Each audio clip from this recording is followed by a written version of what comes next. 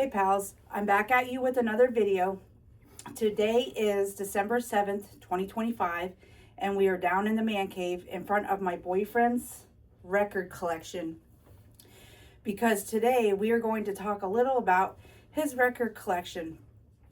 For the people who don't know, he is an avid record collector, and within the last couple years, he has retired from collecting. Some of the records we are going to talk about today are labeled as the wifey pile. The records we are discussing were bought from different stores over the past 6 years.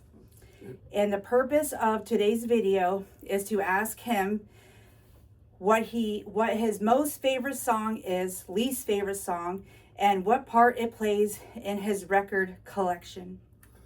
So, as she said, I was a very avid record collector. I retired from the game probably about 3 years ago. Not saying that if I don't see a record here or there, I won't buy it or anything, but I do not go out on the regular and buy records anymore. If I see something that I like or maybe want, she'll buy it, and that's why we call it the wifey pile. And the first record we're going to talk about today is Nas Illmatic. It's the 20th anniversary record. So we're starting off with Nas's debut album. This debuted in 1994. This is an instant classic. This was bought for me in 2017 for Christmas from Walmart. And this here is the 20th anniversary pressing. Here's the front and the back. This is the alternate cover. As you can see, I'll show you the original. So here's the original cover. I have this on CD. This is an original 1994 CD. I've had it for that long. So here's both of them. This is both with Nas on the front cover in his youth. My favorite song on here for sure is definitely New York State of Mind. Life's a Bitch, The World Is Yours. Represent, It Ain't Hard to Tell. Least favorite song? Maybe One Time for Your Mind. But this is a classic. This is a staple of hip hop. Nas really changed the game. This album has been sampled. People have bit from this album. This is a classic. If you don't have this in your hip hop collection, I don't know what to tell you. But Nas Illmatic, 20th anniversary. Awesome album. Awesome. One of my favorites. Okay. And the second album we're going to be talking about is 311's Mosaic album. No. Music. Oh, music. My apologies. Yes. Music. 311. This was bought for me again for Christmas, I think, in 2018 from FYE. She got this for a mad deal, if you can see. This record was actually a $35 record she got for $10. Great album. I'm a fan of 311. This is a FYE exclusive. Comes on the white record. I got into 311 when I was young, back in 94, 95, back when the Blue album came out. 311, they're groovy, but this album right here, this is chunky like peanut butter, buddy. It's crunchy. For a modern era album of 311, this is awesome. They dive headfirst into all kinds of sounds, from like dubstep to reggae to rock to punk. It's an up and down ride. Great modern era album for 311. Some of my favorite songs on here. My favorite song on here is Too Late. Too Late is an amazing song. Too Much to Think, Perfect Mistake, Facing the Wind. Great songs. Also, there's some like anthem type songs on here that I'm surprised WWE didn't pick up, like Till the City's on Fire, On a Roll. Least favorite song on here would probably be Syntax Era.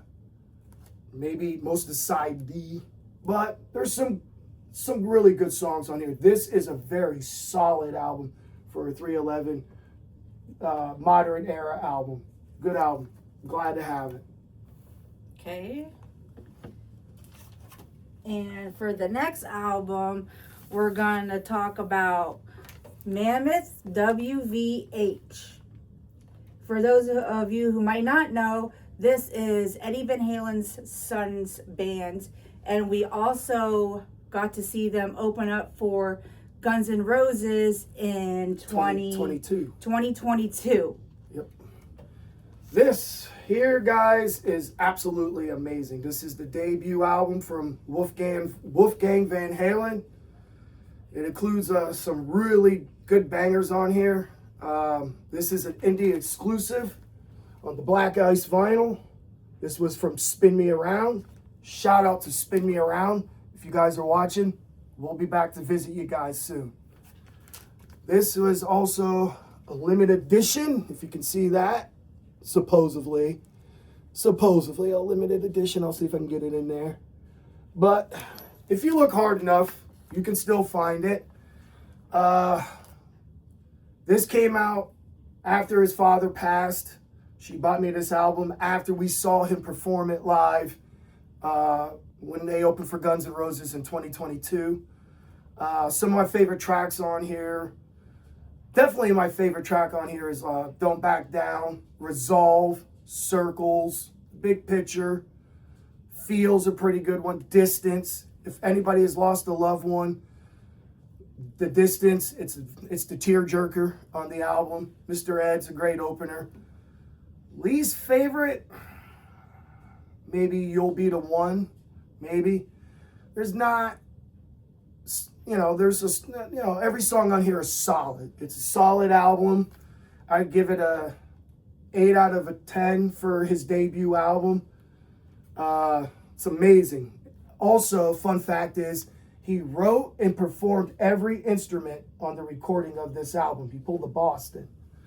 He wrote and recorded every instrument, wrote every song, and played every instrument on this album.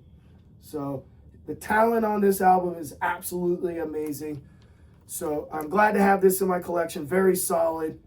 My first and only Mammoth album, but I'll put it in there along with his dad. So this is awesome. I'm glad to have it. Okie dokie. And the next album we're going to show and talk about is one of his favorite bands. I believe top 3 favorites. And the top 3 favorite is Motorhead's Ace of Spades. Oh, rest in peace, Lemmy. You are truly missed. Motorhead. My favorite. I saw it and I knew he had to have it. This also has come from Spin Me Around. Of course, my favorite song, Ace of Spades. Love Me Like a Reptile. I don't even think there's... We Are the Road Crew, Jailbait, The Hammer, Bite the Bullet. There is not a bad song on this album. If you are a fan of Motorhead or you don't know much of Motorhead, this is the album to have. I have quite a few Motorhead albums. I did not get this in my trips and journeys out in the wild of digging. At the time when I was buying some records, I know this sounds strange. When I started buying records way back almost 20 years ago, when I started almost collecting, records weren't being repressed. So most of the Motorhead albums were original pressings and that. They were going for quite a bit of money or they were beat. But when they started reissuing these records, it was something else. I had to have it. I just didn't get to it. She beat me to it. But is there a song that I don't like on this album? No. This is banger after banger. It's relentless. It's relentless. Must have if you're a Motorhead fan. Love it. One of my favorites. Okay.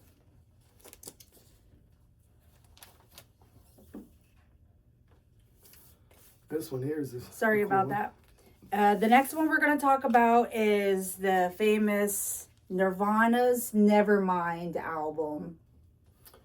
So Nirvana's Nevermind. This was bought for me in, I think, 2023 or 2022, 2023. Somewhere around there.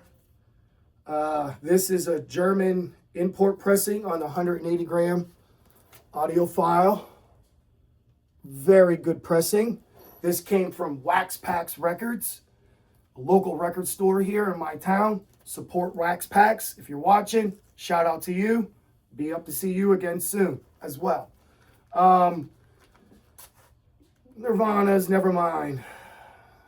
As you can see, the little Wax Pack sticker up there. The Wax Pack. Well, what can you say about it? I had it on CD, and I just like Nirvana. They're my third favorite out of the big four of the grunge. If you didn't know, the big four are Stone Temple Pilots, Soundgarden, Nirvana, and Pearl Jam. So Stone Temple and Soundgarden are my two favorites. Of course, everybody knows this album. Smells Like Teen Spirit and Bloom. Every song on here is a banger. Breed, Lithium. Basically, the whole first side is familiar to everybody. Polly's a good one. Something in the Way, Lounge Act. Is there a terrible song that I don't like on this one? No. But my least favorite maybe would be Terrestrial Pissings, but still a great song. Solid album. Great album. It was basically their growth period, you know, to In Utero and some other heavier albums after that. But everybody knows this album, so Nirvana's Nevermind. Awesome. German import pressing, 180 milligram. Audiophile. 180 gram pressing. So awesome. Glad to have it. We can do one more. Okay, we'll do one more. You want to do one more? We'll do one more okay, for him. All We'll right. give him 6. And the next album we're going to talk about is Skid Row's self-titled album, Skid Row. Okay, Skid Row. Oh yes, the Nirvana album was on a black record. Sorry, I didn't show you. Skid Row. Now, this album came out when I was young, in my youth. I used to have it on cassette tape. This album is an instant classic. It has echoed through the annals of time. It has stood the test of time. It's a classic album. Out of most of Skid Row's discography, it's my least favorite. Slave to the Grind, Subhuman Race are my two favorites. But it's a solid debut. You got Big Guns, Sweet Little Sister, Can't Stand a Heartache. Of course, everybody knows the 3 big hits, which is 18 and Life, Youth Gone Wild, and Piece of Me was another one. My least favorite song, I Remember You is also on here, but my least favorite one on this one is probably Can't Stand a Heartache. But again, every song is a banger on here. It's a solid album, 7 out of 10. Great debut. Sebastian Bach's vocals are amazing on here. Everybody has heard I Remember You. It's just great music. Timeless music. So I'm glad to have it. I have it on cassette tape. So that's the reason why she bought it. Because most of the time, cassette tapes can go bad at any time. So if I have it on cassette, she normally buys me the record as a backup. So that's the reason why she purchased this album as a backup. I think this one also came from Spin Me Around. I'm pretty sure. I think because this it doesn't have the Spin Me Around on it. But this one's on a gold. I don't see any Wax Packs marking on it, but I think it might have came from Spin Me Around. So, but yes, Skid Row. Great album. I'm glad to have it. Okay, so do you want to add anything that you talked about with these records here in The video? the video, or A lot of I am a person who enjoys a wide variety of music. A lot of these albums that I do have are part of the bigger collection that I do have. As right behind me, you can't really see it. This is all my records. I got almost 400 records. I'm up to 372 records.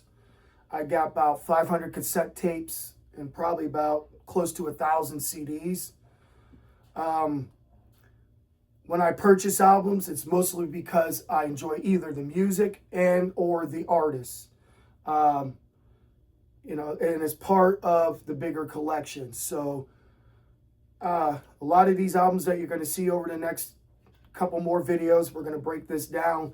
You're going to see, I'm going to talk a little bit more about, you know, part of the bigger collection and, you know, how I was turned on to some of these artists just like I was doing here earlier. But I appreciate that you guys took the time out of your day to stop and hang out with the co-hosts with the most, your old pal, Chris Face Killer, and Meg, Miss Amazing Adventure. So thank you for checking out part 1 of maybe 2 or 3 other videos of my record collection of the Wifey Pile. She's got other things in store for you.